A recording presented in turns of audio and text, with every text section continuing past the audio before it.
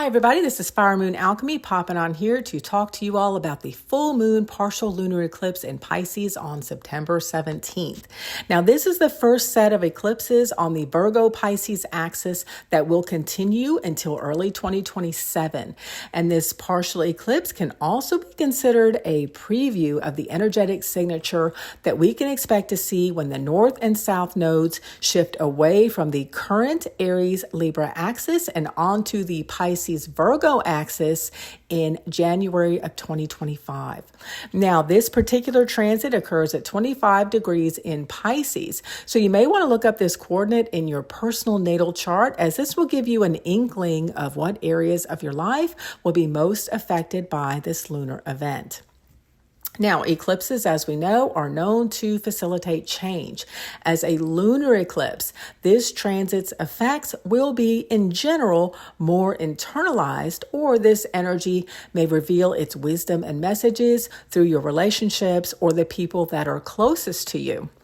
Acting as a metaphorical mirror, they may question or challenge you in some way. Now, if you are finding this is your experience, pay attention to how you feel and what internal dialogue comes up for you during and after the interaction.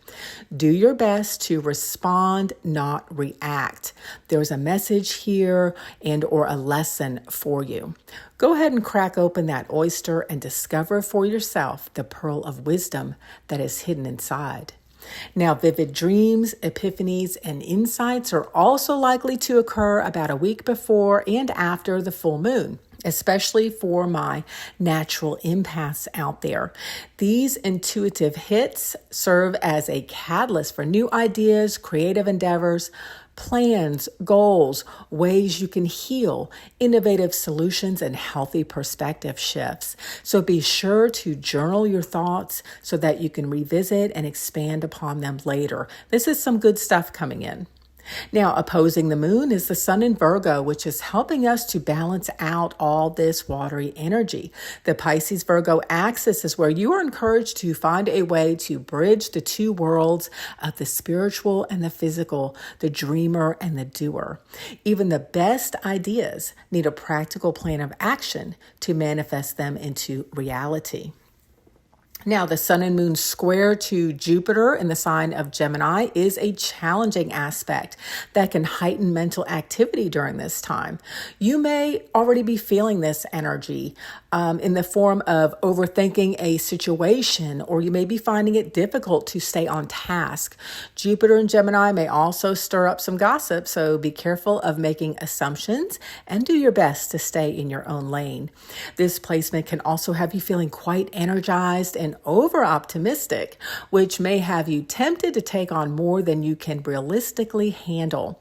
If you are noticing any of these signs, this is your message that you need to ground your energy a bit. Take a step back, breathe, and slow down in order to gain some clarity.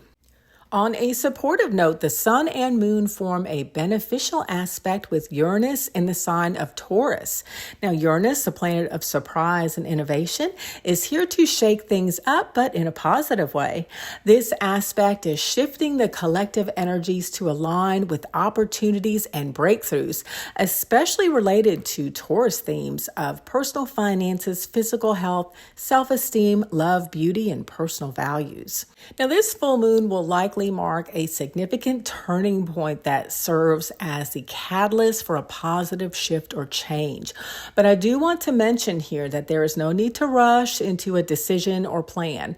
This is but the first of an approximately 2-year eclipse cycle occurring on the Pisces Virgo axis. And as I mentioned before, the North and South nodes officially move onto this axis in January 2025.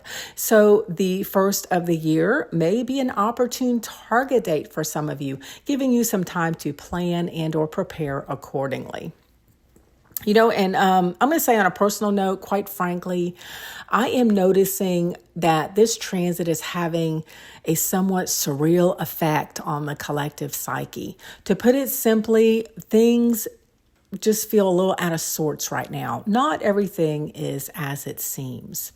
Now, for those of you seeing this, my advice is to consider embodying the qualities of the High Priestess archetype of observing more and saying less for the time being. Her emotions and intuition serve her, not the other way around. Don't be so quick to reveal your hand. After the full moon, when the energies even out, things will become much more clear, and you'll be glad that you did not succumb to an emotional impulse. Now, some crystals that may help you process the heightened emotional and spiritual energy of this full moon lunar eclipse are amethyst, known for its calming and spiritual properties. It corresponds to the crown chakra. Amethyst enhances intuition and one's connection to the higher realms. It helps you stay centered and grounded, boosts self-esteem, and aids in overcoming addictions, unhealthy habits, and subconscious patterns. Labradorite, with its beautiful flashes of color, helps you release old patterns and embrace change. It offers protection and enhances psychic abilities at the same time, making this an ideal stone to work with when tapping into that Piscean, dreamy, intuitive energy. Aquamarine, this stone supports emotional release and helps you communicate your feelings more effectively. It promotes a healthy balance between your emotions and your practical side, which I think complements this full moon lunar eclipse on the Pisces-Virgo axis quite well. Now, selenite, this beautiful soft white crystal, is used for cleansing and connecting to the higher realms. It's an ideal stone to work with when working with the moon, as it is named after Selene, the moon goddess.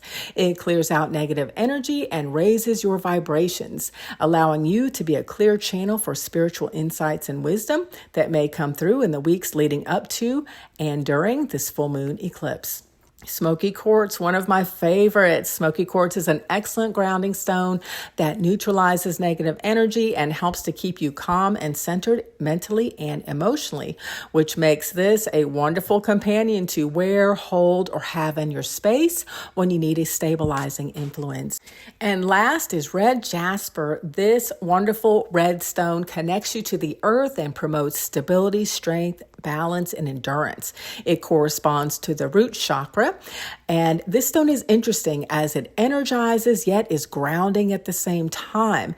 It helps you stay positive while you navigate life's challenges and changes and keeps you focused on moving forward to achieve your goals.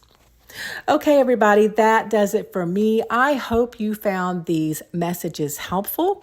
And if you did, please consider liking this video and subscribing.